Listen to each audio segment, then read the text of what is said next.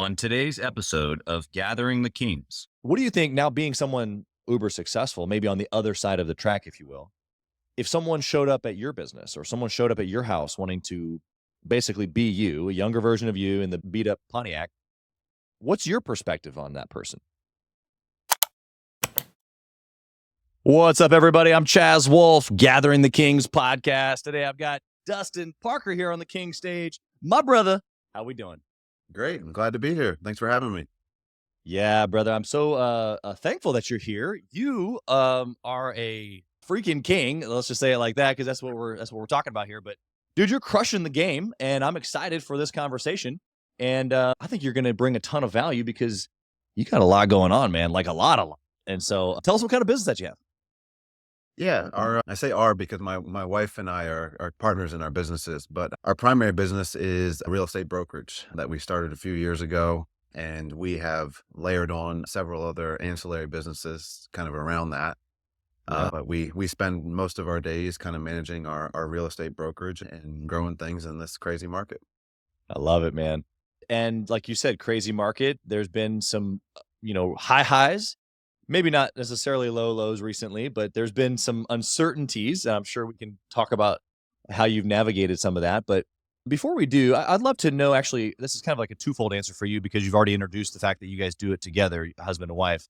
And that's different than not doing it together. I mean, for obvious reasons, but I want to know from like a burning desire perspective, what's in it for you? What's the bigger picture for Dustin? What wakes you up? And then same question for the two of you, for the entity of two. Yeah. So it probably would help to give you kind of a bit of our origin story, I guess. So my wife and I were both teachers about 7 or 8 years ago, and we were Wow. enjoying life as teachers. And she was pregnant with our first child at the time, our little girl, Avery. And we thought that we love teaching, but we need a little extra income to support the lifestyle that we wanted to be able to provide for her. And so kind of on a whim, I signed up for the real estate course, not knowing a ton about it, not knowing what I was getting into, and just kind of fell in love with it really quickly. And I got my license actually almost the exact same day that our little girl was born. We planned to do it part-time. I started first, and then Rachel kind of followed me a few months later, and things just kind of took off for us. We loved it, and we were very coachable, I think. And we just started doing some things that were a little bit unique in our market. And we had to make the decision after about a year of trying to juggle both, which direction we wanted to go. And obviously we chose real estate, and we just love that entrepreneurship, the building a business, the being able to do things together and kind of grow something and help those around us. And so that's Yeah. kind of what wakes us up every day. That's awesome, man. There's obviously a couple layers there because you were helping people before, obviously, as teachers. Obviously, you got to have a heart for helping people to be a teacher, but it looks completely different in real estate. And so you kind of mentioned entrepreneurship, maybe like a flexibility or a freedom to maybe do things together as opposed to separate. Even if you were teaching in the same school, it would have been, somewhat siloed, different. Is that what you're talking about as far as that level of like doing it differently now because you're still helping people? Or is it the layer like that you get to help people specifically with real estate? Is it with their investments? Is there more to the story there? Yeah, I think for us, we've always really just been passionate about our community. My family's been in the same area for like 9 generations. And so our roots run deep in Lower Delaware where we primarily do our business. And so obviously teachers create tremendous impact in the community and change the That's lives right. of young people and our future leaders and business owners and doctors and everything else. But the thing I really like about real estate and just business generally is that we can impact people in our community kind of in a different way. By having some success in real estate, we're able to give a ton back to local nonprofits and organizations. A big part of our focus with our team is service, community service. And so almost every week, every other week, every month, we're doing something, whether it's a Habitat for Humanity build, we're hosting some sort of a fundraiser for a local charity. We're involving ourselves as much as we possibly can into the community. And we're able to do that now more at scale because, we have a pretty large team of people that can join us in this journey and they all have giving hearts too. And I just think that Yeah. when you really surround yourself with that type of personality, that you can really do a lot of good in a small community. Yeah. I love that. I think we're getting to, and the reason why I'm pressing on you here is because I think that a lot of entrepreneurs want to help people. I think a lot of entrepreneurs want to make more money. Like all those things are great. But when you start getting into now another layer here of, okay, we're community driven. It's our roots are here for centuries or decades, Now we're talking about like deep seated, this is who I am identity, Do you think that, you would say now it's almost like a fulfillment or like this is what you were made for? Is real estate what you were made for? Or is just community building what you're made for? How would you answer that question? Yeah, it's funny you ask because I sometimes ask myself the same question, and I don't think I was made for real estate specifically. I like real estate, and it's a great business to be in, and it's been very good to us. But I think more than anything, I like the journey of entrepreneurship. I like building things, and one of the most exciting phases in a business, I think, is that kind of beginning phase where things are kind of messy. You're trying to figure out your identity. You're trying to build your team. And that probably is one of the primary reasons why we keep adding businesses, as crazy as they sometimes may be. It's because we just really like building things and then building that team around it. And so I would say that's probably more of my passion than it would be specific just to real estate. Yeah. Yeah. I love that. There's a technical difference here, right? Where you don't have to necessarily love what you do. Although I wouldn't suggest doing something that you hate every day. But there are certain people and kind of there's books, E-Myth being one of them, kind of breaks down maybe the technician that actually has to love what he does and more of the owner operator or entrepreneur where it's just like, look, I just want to do business. I just want to build, right? So this is a good mindset shift for the listener because they might be just building a business because they love that particular task. Maybe they haven't graduated or understood that they need to be a business person. And more, maybe they don't want to be. And that's how they would grow, though, is to find a person like you or me, to come in and love business or love building. Do you think that there was a specific moment where you had this realization of like your identity was more in a builder than it was as a real estate guy? Yeah, I think so. So in our market, we're kind of an interesting market where we have the resort vacation home, and then we also a little further inland have that very much traditional long-term, I wouldn't say low end, but middle priced market as well. And what I saw as I kind of entered the real estate field was, there was people locally that I really looked up to in their production and just how they ran their businesses and the things that they were doing. But for the most part, what I didn't necessarily envy is that some of those people that were the biggest producers and some of them ranked nationally selling 300 or 400 million a year in real estate, they're still very much the practitioners in their business. And so I think that while I enjoy, going on listing appointments and certainly helping buyers and sellers and doing all the things that real estate agents do, I think if you're always the practitioner in the business, that limits the potential growth that you may be able to have. As great as someone like an Elon Musk is at coding, he's not coding every business that he's involved with because he just couldn't, and he can't scale if he continued to be that practitioner. And so I think it was a point where I had reached a fairly successful amount of production personally, and then with our team, where I said we can do this forever and make a lot of money and sell, a couple $100 million in real estate every year, or we can try to expand and do some different things and bring other businesses into this. But that's going to require me to likely get out of production and not be that top producer within our own company. Yeah. It's interesting, this same kind of almost 3 steps that you just took us through. I want to highlight them for anybody who's in real estate listening, but then also really this applies to sales in general, or really I can even take as far as just business. But you have the single salesperson, or in this case, a real estate agent. Then you have somebody who is a top producer, but also maybe has a small team or has a team. And then you have the realization that I can do more, the lever that I can pull if I get out of production altogether, even though I'm the top producer, is a totally different mindset shift. And it actually has to be for somebody who wants to pull that lever, right? Because that lever is systems and people management, leadership, growing locations, growing the team, like a whole different puzzle to put together and solve.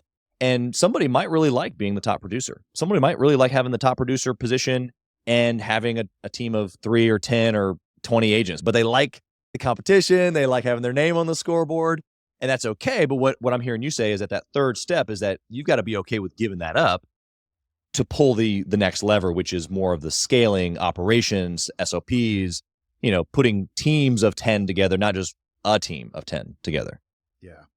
Yeah. And it's really just kind of In some ways, it's almost like getting off the hamster wheel. If you're the top producer and the entire company is dependent upon your production, you really can't have a bad day or a bad month because everybody's Right. going to feel it. And, as a leader who's not in production, you still can't have a ton of bad days in a row. You're still responsible to motivate and inspire and build the systems and everything else that goes Right. with business.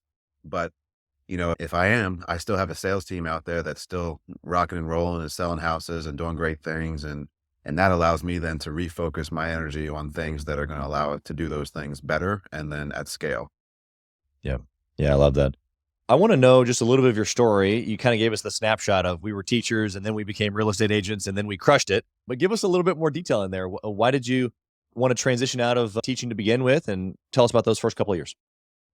Yeah, I think probably like most kids in college, I wasn't really sure what I wanted to do, to be honest with you, when I was in college. My undergraduate degree is in foreign policy and international relations. And so for the first couple of Interesting. years of my working life, I was actually running political campaigns and kind of a political junkie and going through that circuit a little bit, which was fun and exciting. And there's a lot of crossover between that and real estate in terms of prospecting and door knocking and doing all those types of things. Sure. Yeah. But I also, I saw both sides of the political arena, the good and the bad and the ugly and everything kind of in between, and probably got a little bit burnt out and jaded in that life. And so while I was trying to kind of figure out what was next, I always had some interest in teaching and being around kids and helping them grow and kind of being a mentor for them. And so it seemed like a logical next step for me. I have some teachers in my family and people that have worked in the school systems. And so it seemed just like something that was almost kind of like the safe thing to do at the time. So I went back and got a master's degree. So I was able to enter the classroom and do that. And I did enjoy it. I think the challenges that teachers face are certainly underpaid, and that's something that maybe isn't talked about enough. But for as much as they're evaluated and the expectations that they have in the classroom, outside of the classroom, nights and weekends and everything else, they're certainly not compensated as they should. And that's, I think, Yeah. something that should certainly be addressed. But the other piece to it was there was a year, it was actually my last year of teaching, where I was able to get my kids to score number one in the entire state for our subject in our state testing. Wow. Something we were super proud of, and really the kids were it was an incredible group of kids. And so they made my job somewhat easy from that regard. But at the same time, I kind of had that achievement, and my administrators at the time were like, great job. They were certainly congratulatory, but do it again next year. And for someone that I think is motivated by progress and trying to find better ways to do things and growth, I think that was a little bit disheartening because, as most teachers know, that doesn't come with a pay raise in most cases. It doesn't come with any extra benefits. And if you were interested in climbing any type of ladder in education, then your next step is in administration, which in itself is also limiting. And so I just felt like I was kind of constrained in that field a little bit. I couldn't do and have as much impact as maybe I would have liked to have. I Right. didn't feel like the reward system was necessarily there either. And so Yeah. we were just kind of searching, my wife and I at the time, for, well, what does kind of fit what we're looking for? And we knew that, income was important to us. Having a little girl, weddings aren't cheap. And so that was certainly a component to it. But what is a limitless career that we could get into where we can kind of work as hard as we can and really achieve the results that we want to achieve based on that work? And real estate was kind of the thing that was presented to me at the time. And when I jumped into it, it didn't take long. It was really, by the time I got my first sale under my belt, which was probably 3 or 4 months in, I was hooked. I had never in my life gotten a check that was, I think at the time that commission was $5,000 or $6,000. And that was the biggest lump sum of money I'd ever received in my life. I grew up very middle class and had always worked like retail and restaurants and different things as a kid growing up. And Yeah. I think that gave me the drive and the motivation to then explore what possibilities could exist in this realm and in others in business. Yeah. Yeah. That's good. So the hunger was ignited. It was, yeah, absolutely. Actually, I think that's a fairly true perspective of even a little bit of my story, but humble beginnings, but restaurants and retail, selling shoes and stuff like that. But that was all like itty bitty stuff. And then you get into a position where it's like, okay, well, I'm frustrated with this. So I'm gonna really just try to go for it in this other thing. And it looks really, really hard. And mine wasn't real estate, but it was, advertising sales and cold calls and, hundreds of calls a day. And it's like, that was really scary at 19 years old. And it's like, but the possibility of something that I had never imagined was there. And it's like, what do I have to lose? It's kind of what I felt like from you. It's like, what do I have to lose? Yeah, and I was terrified, to be honest with you, completely terrified, because my family and most of my friends come from a background of like, you need stability. You have to have a safety Right. net, you need benefits, you need a retirement plan, and all of those things are well and great, but there's limitations and golden handcuffs, I think, sometimes that go with that too. So because I was so terrified, we sold our nice house and we bought a total fixer upper. I think we paid $62,000 or something for it at the time, and did a lot of the work ourselves in it. We sold our nice cars and we bought beaters. We kind of went the old school Dave Ramsey style. Yeah. And it was sometimes a little bit intimidating to show up in a beat up Pontiac Sunfire to a listing appointment for $800,000 house. But I think in some ways it was endearing to the sellers. They saw the grit, they saw the determination, and Yeah. that was what we needed at the time to be able to make that leap. Yeah. Yeah. That's actually a pretty huge point, which in real estate, it's so funny because there's a lot of times people feel like they do have to have the flashy car to show up to the $800,000 house to be able to feel like they're a peer and be able to get, on that level. But what you just said is, I actually think probably more true than what people give credit to. What do you think now, being someone, uber successful, maybe on the other side of the track, if you will, if someone showed up at your business or someone showed up at your house wanting to basically be you, a younger version of you in the beat up Pontiac, what's your perspective on that person? Yeah, I think I have that same feeling towards them. I still today we drive Kias, nothing flashy. Cars are not something that I think is ever a good investment. It's certainly Yeah. fun if that's what you're passionate about, but I'm always more interested in the person that shows up in the beater than the one that shows up in the Maserati. And I always in my head, whether it's fair or not, I tell my own story about that person. Yeah. I imagine how they got the Maserati, and probably not in the best way is where my mind goes. But then I think about the kid in the beater and maybe the sacrifices that they made to get where they are, or where they're coming Right. from not much at all. Yeah. I mean, the honest truth is that guy with the Maserati could have been in the position before of grit and all that stuff, but we don't know. I think that your perspective on that situation is probably one that many hold. I loved how you framed it, though, is that's the story that you tell yourself. And this is when you get into psychology and you get into your beliefs, you start recognizing that we tell ourselves stories. When something happens, whether what's happening is true or not, like it's dependent upon what story that we're telling ourselves. And so there is a story that's going on in your head about that guy with the Maserati, but we'll leave that to the side for now. Because you and I both are the guy in the beater, right? Like, I remember those moments of showing up, and really it wasn't even so much I mean, it was definitely a beater, but I wasn't worried about what other people thought. I was just worried about getting there because I didn't have enough money for gas. Yeah.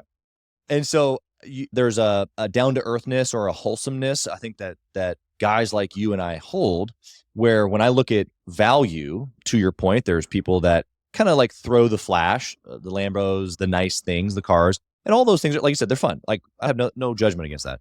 I just think in investment terms, like you, where it's like, man, that same money could have been put towards fill in the blank. Mhm. For me, it's going to be most likely, legacy or community building or something that's just my future self is going to thank me for. Right. Absolutely. Yeah, and everybody has their vices and things that they enjoy, and so there's certainly no Yeah. judgment for those that do that. But every time I look at a Maserati or something drive by, I think, man, that could have been two rental properties, and Yes. think about the value and the return that we get on that compared to the Maserati, and then what impact you can create from the income that you make from those Right. rental properties. And so I try to take that thought process a couple steps down the line, like you said, and think about my future self and which one would be Yeah. happier with the choice that I make. Yeah. Yeah, exactly. Do you think, I mean, because what we're talking about, the principles here are delayed gratification. We're talking about discipline. We're talking about having goals. And then obviously you then using that discipline and self or delayed gratification to then achieve the goals. Is this something that you just like stumbled across? Have you read books? Do you have a mentor or coach? Like, what can the listener do to get on the obsession level that you and I, but you have displayed? Yeah, so this was not something that was natural to me probably when I was in school. I was kind of a goofball. Actually got arrested for fighting, like C student, like not the ideal high school student at the time. And Yeah. and I was also, believe it or not, about 130 pounds heavier than I am today, so just kind Wow. of a mess as a whole. But I think for me, when things started to shift a little bit is when I went to college, because my parents did insist that I at least make an attempt in going to college, which I'm grateful for. I was kind of on my own. We were, like I mentioned before, kind of a middle class family, and so if I wanted to go to college, I had to pay for it. And Yeah. as soon as I started getting those bills and realized that this is now my responsibility, I quickly went from a goofy C student to someone who was working really hard to get B's and A's in college and to graduate Yeah. and Wow. then go on from there. And so I think that's really where it started, was just kind of that responsibility being put in my lap. And then as my wife and I kind of progressed in our careers, just generally, we always have had a passion for learning as adults and grabbing books and finding podcasts and different things that are inspiring to us is a big part of our daily life. I Yeah. think the one that maybe had the biggest impact and kind of, for me, I felt like gave me the permission to leave teaching and jump into business was reading The 4 Hour Work Week, actually, by Tim Ferriss.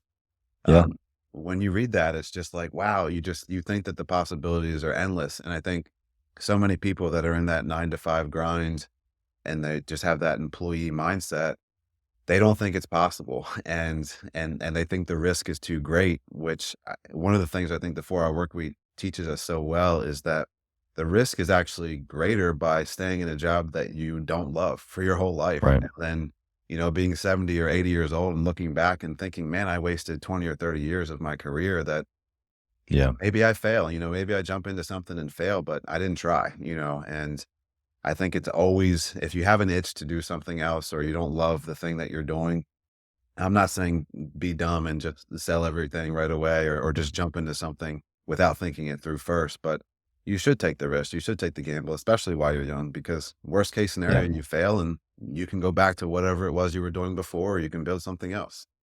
Yeah. Yeah. It's good. It's really good perspective. What do you think that, because in that moment for you reading that book, really it was optimism of, wow, look at all the possibilities. And you were not an entrepreneur at that time, or maybe just beginning. And so someone listening right now, they've already made the jump to entrepreneurship, but they still have the construct of 9 to 5 in my business, or that I have to be the one, being the technician, like we talked about a little bit ago. There's certain belief frames that we have just because of our parents or what we've learned in school or whatever the scenario is. And so I guess it's optimism that gave you hope. But if someone read that and was like, that's not possible, only 4 hours a week, or, obviously he breaks down several principles, but what would you say to that person who didn't just naturally think, whoa, and kind of almost get captured by the wonder of optimism? Like, how do they get there? Yeah. So I always tell people, especially as they're just entering real estate, and most of them, of course, do come from 9 to 5 jobs. If you just treat real estate like a 9 to 5 job, you will be successful. And that's the problem with so many real estate agents is That's they right. get into real estate because they want the flexibility and they want to, go Right. on more vacations and do all these different things. And all that's great. But if you just show up to your brokerage every day at 9 o'clock and you work until 5 o'clock and you spend time around people in the office that are successful and are doing the things that you hope to achieve, it's just going to rub off on you and you're going to have Yeah. success. And we see so many agents that come into the industry and they start that way. They have that mindset initially. And what they don't realize is those first 3 to 6 months, you feel like you're grinding and you're making no money. And that's just how this business works. It's a little bit longer selling cycle than if you're selling retail or if you're at a restaurant or something. And you do have to grind for those 3 to 6 months relentlessly before you start to see those rewards. And the people that continue to show up 9 to 5 every day for those 3 to 6 months, I haven't seen one of them fall off and not be successful after that. It requires the same effort and energy that you may have put into your previous job in real estate. And you can't just, wake up at 11 o'clock every day and say, oh, I don't feel like going to work today because you don't have a boss, but you kind of do. It's yourself, Yeah. it's your family, It's it's you. the people that you're going to disappoint if you don't show up and do the things that you need to do. Yeah. Yeah. That perspective of changing the boss to some other person to yourself or your spouse or even your children is a huge shift that, like you said, most people don't make, even if they're not agents and they're just listening right now and they're in marketing or, they're a contractor or, whatever.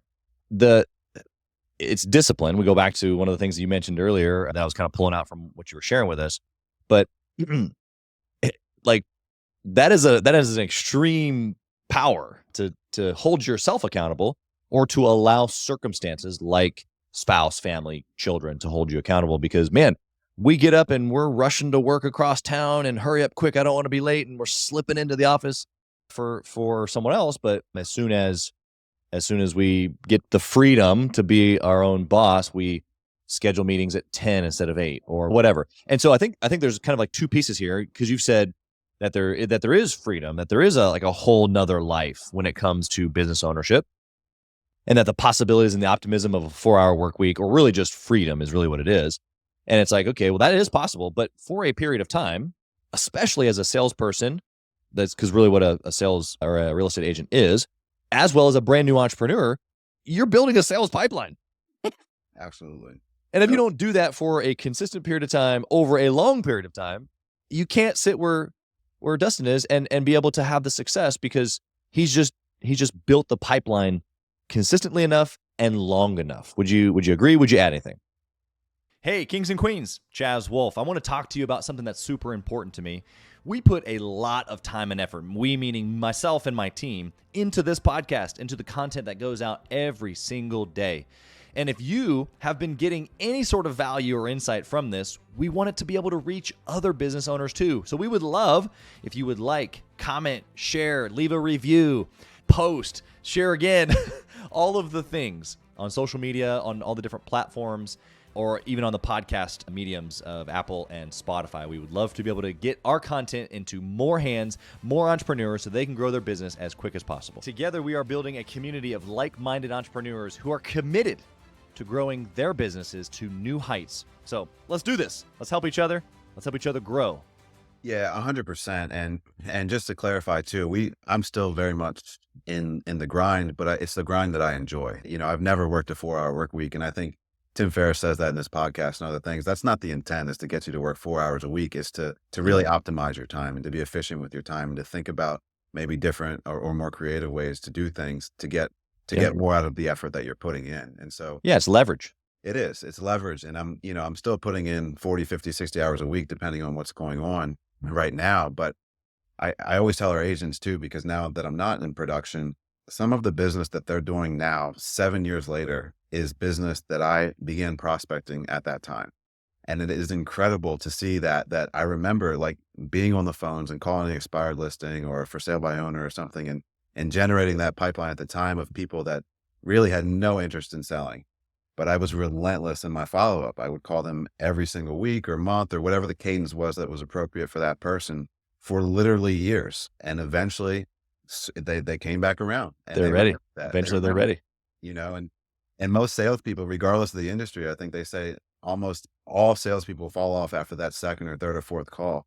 And it's the ones that keep grinding that get all of the money, all the reward, and really keep those clients in the long run.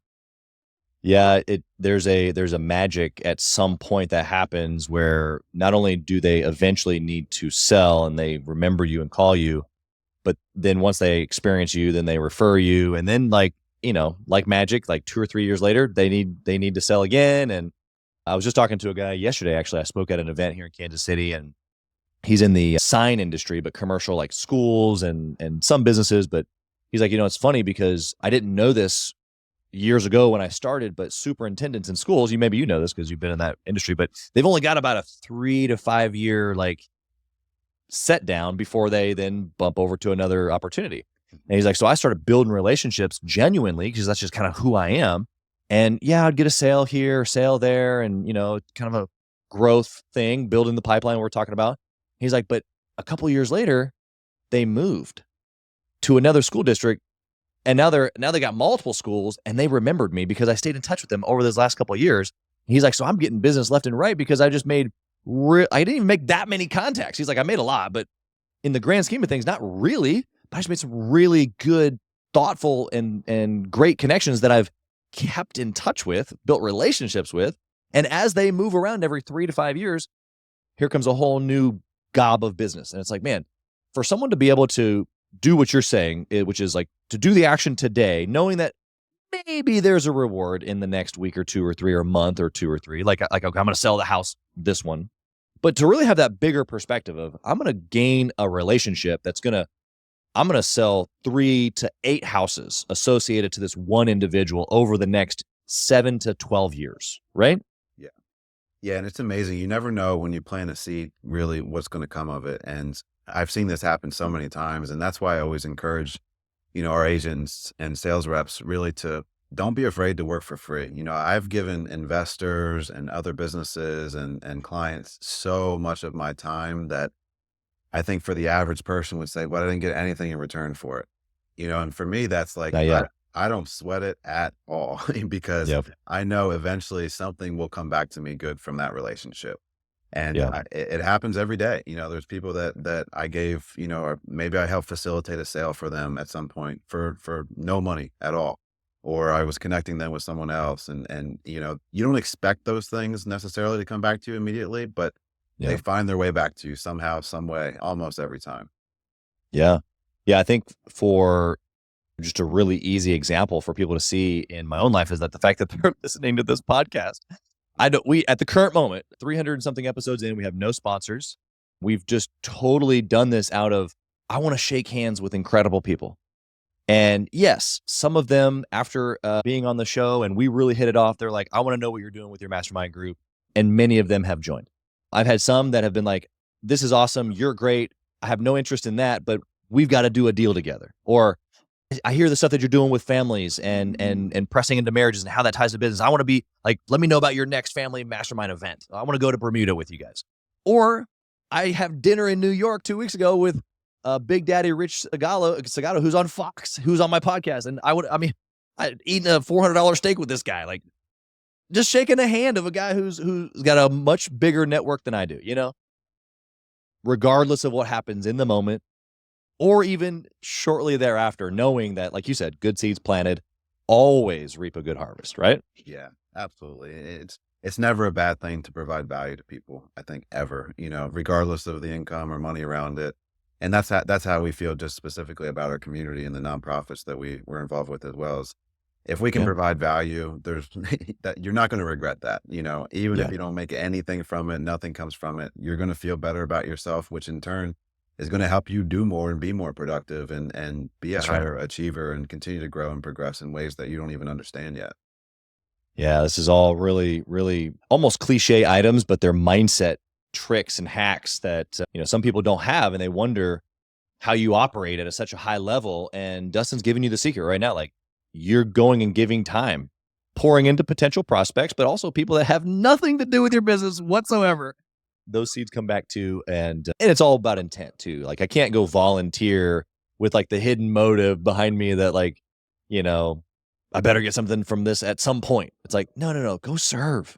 Just go love on people, man. And people recognize the difference, even though you might be literally doing the same thing, the action of serving food or working on a home that is going to be presented to a family that doesn't have one, like I've done many times, or whatever. It's like your heart in the matter, I guess, is really what we're talking about. Your intent, it shines through more than most people realize, right?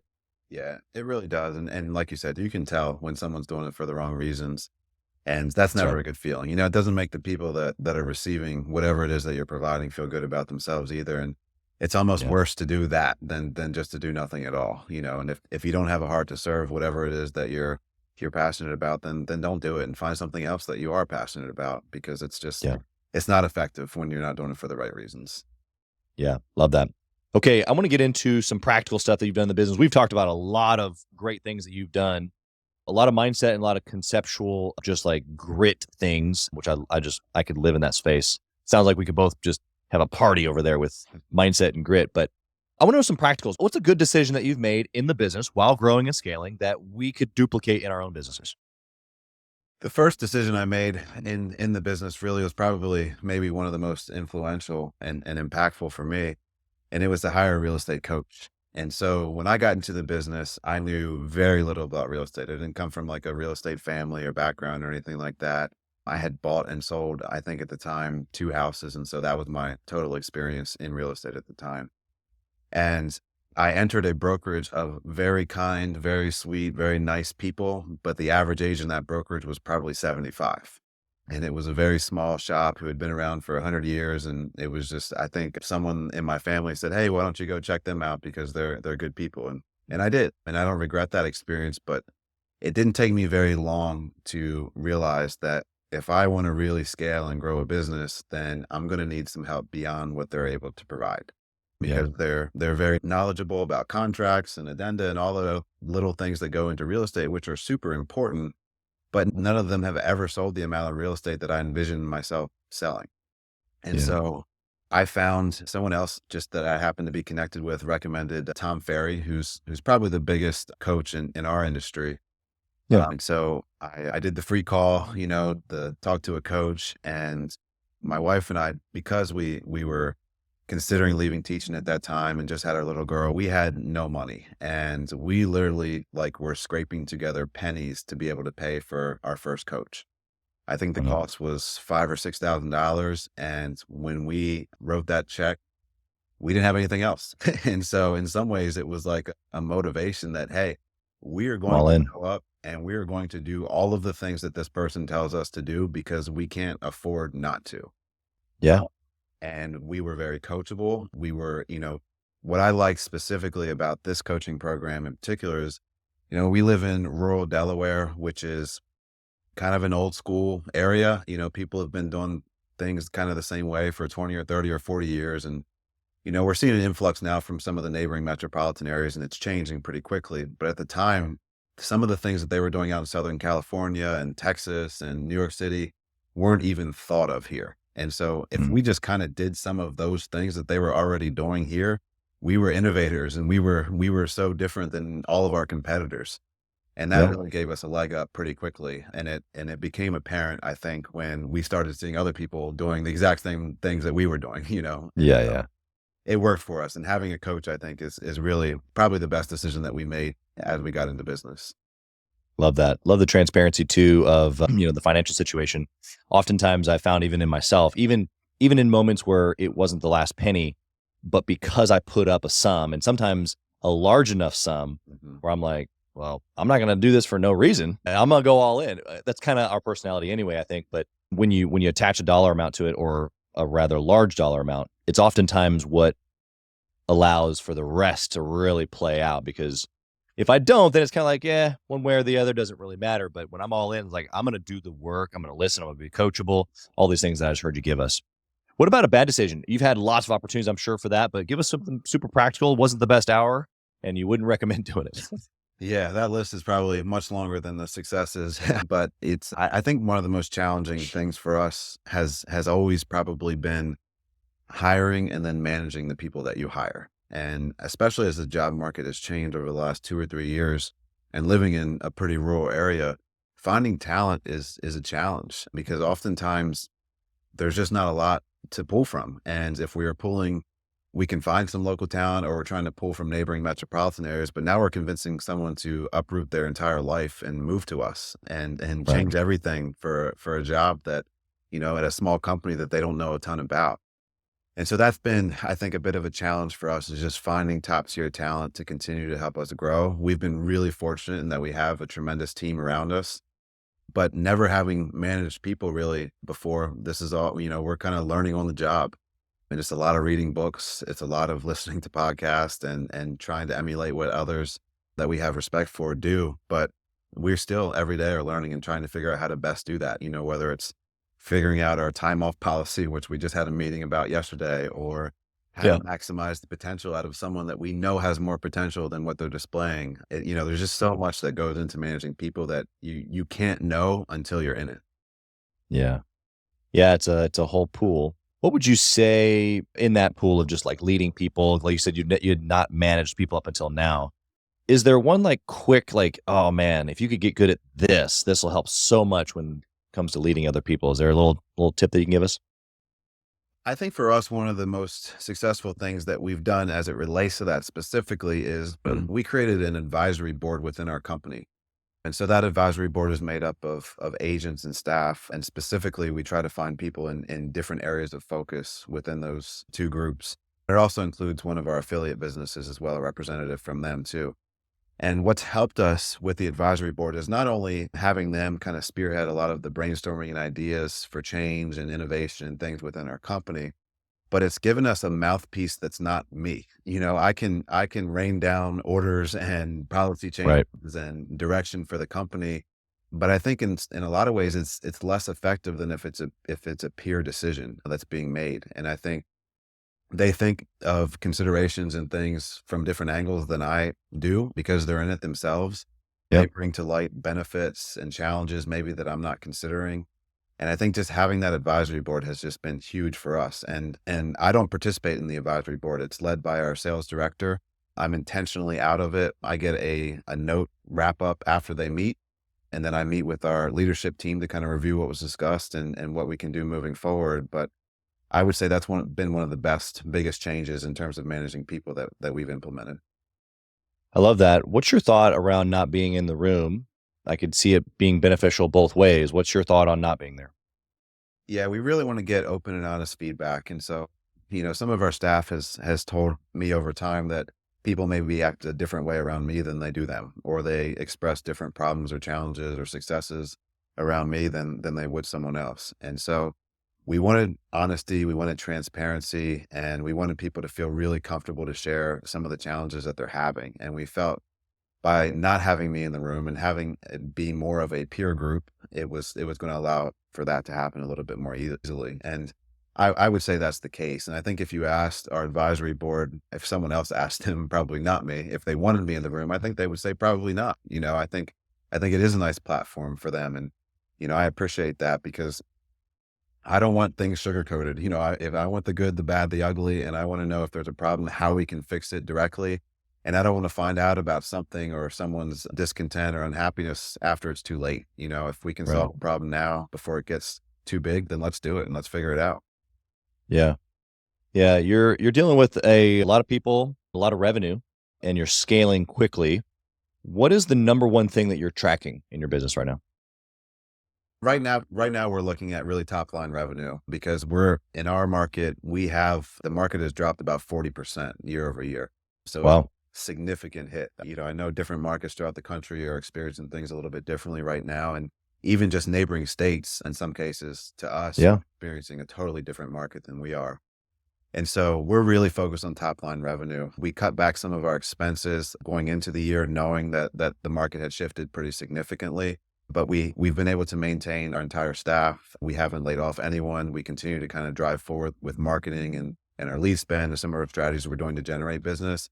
And our thought process is really, we want to focus on revenue and then market share beyond that. Because if we can grow in Right. market share and if we can keep revenue coming in the door, even if our profitability isn't maybe the same as it was a year or two ago, we're okay with that because, we're young, we're building for the future, and we don't want to lose momentum in our growth trajectory just to weather a storm. And you have to be smart about it. You have to be strategic. You can't be dumb and going out and spending money on things that you shouldn't be.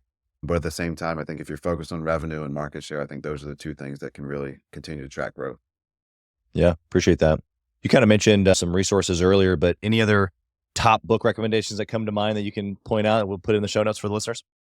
Yeah, I feel like there's books probably for every level of business that you're in at the time. So there's books that if I had read them early on wouldn't have made any sense to me. And there's books now that if I read probably would not be as helpful as they were at the time.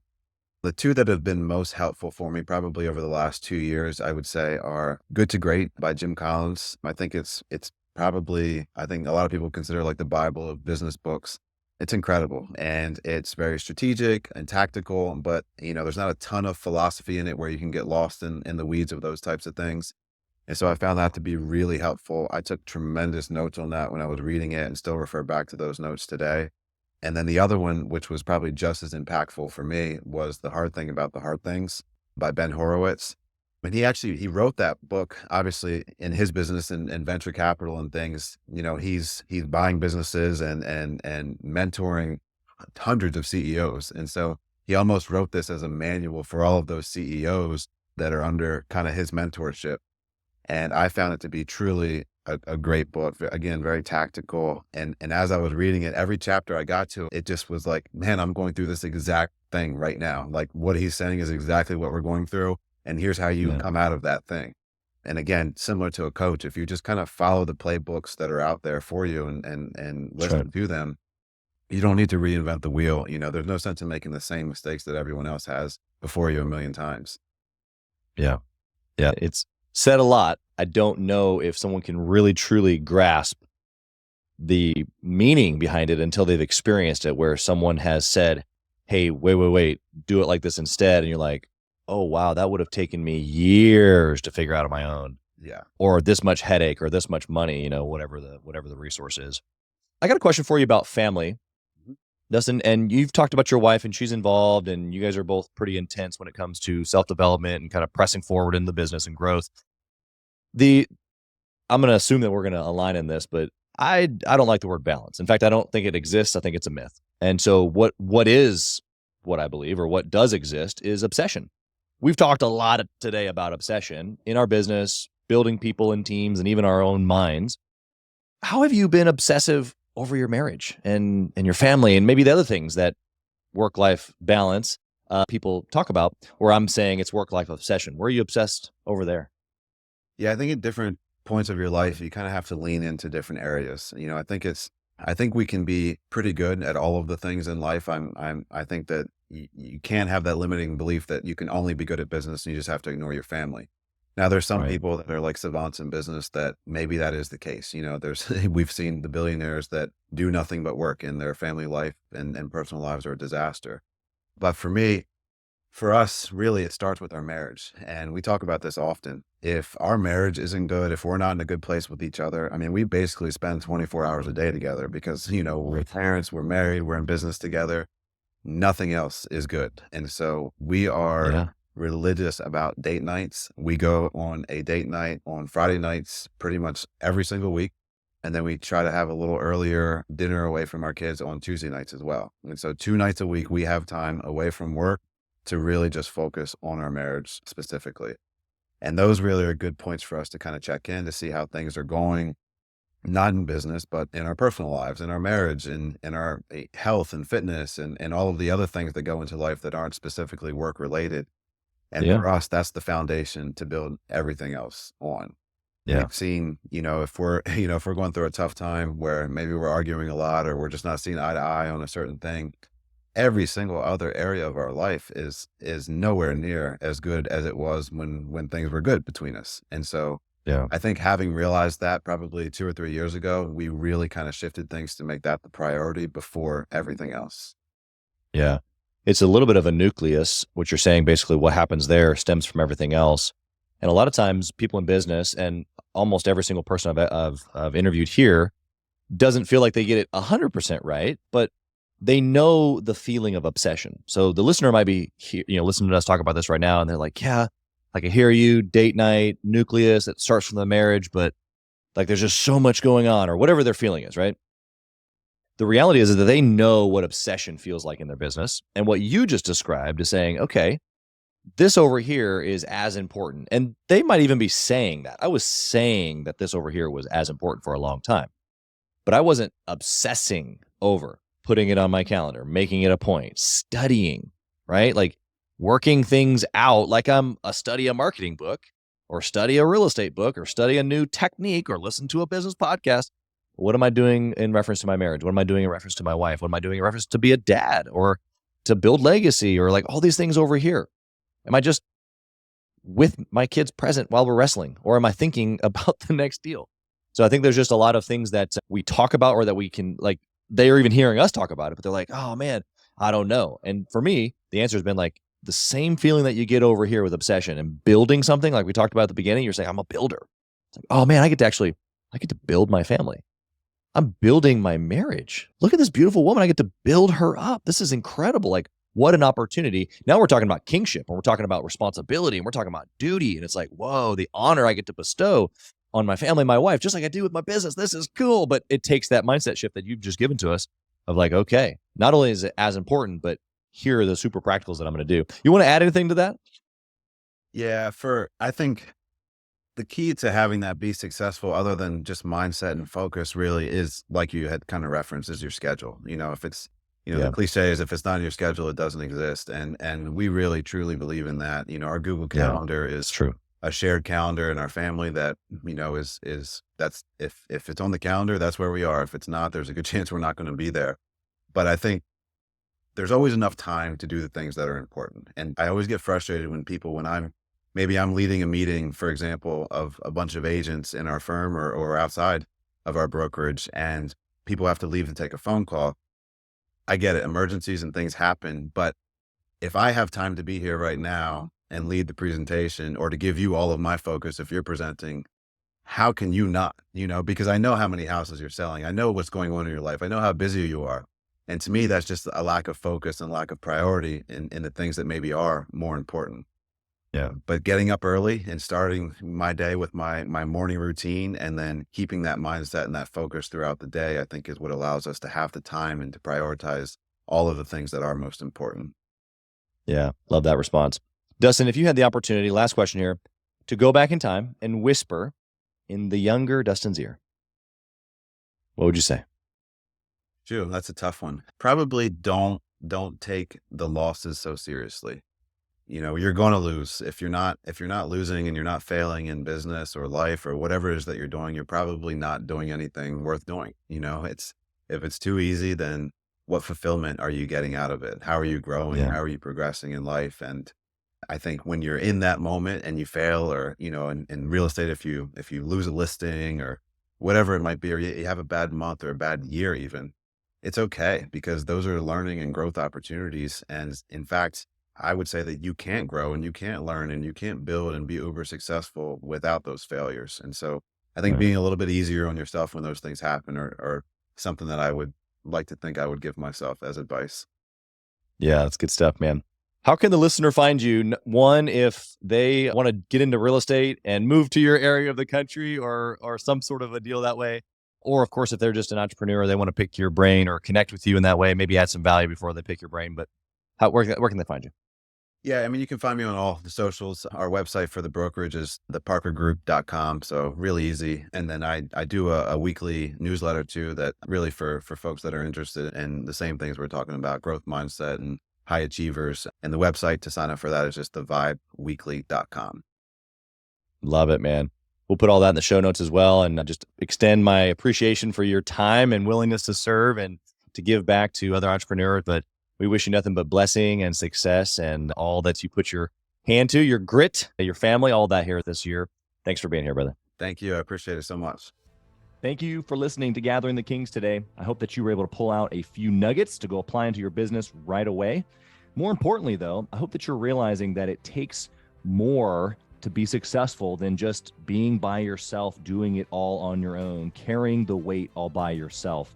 What I have realized, not only in my own journey from multiple businesses and multiple different industries, and now interviewing over 200 or 300 other very successful 7, 8, and 9-figure business owners, is that it's tough to do it alone. And so Gathering the Kings exists to bring together successful entrepreneurs. In fact, we are putting together 1,000 kings, specifically who are grateful but not done. We're intentionally assembling kings who fight tooth and nail for their business, family, and communities. And here's what we believe, that in the pursuit of excellence in those areas, that it ignites within us the responsibility to govern power and forge a lasting legacy. So if that relates and resonates with you, and you know that you need people around you, sharp, qualified, other very successful business owners, I want you to go to gatheringthekings.com. I want you to take a look at what we're doing and see if it makes sense for you to be part of our pursuit to 1,000 kings. Talk soon.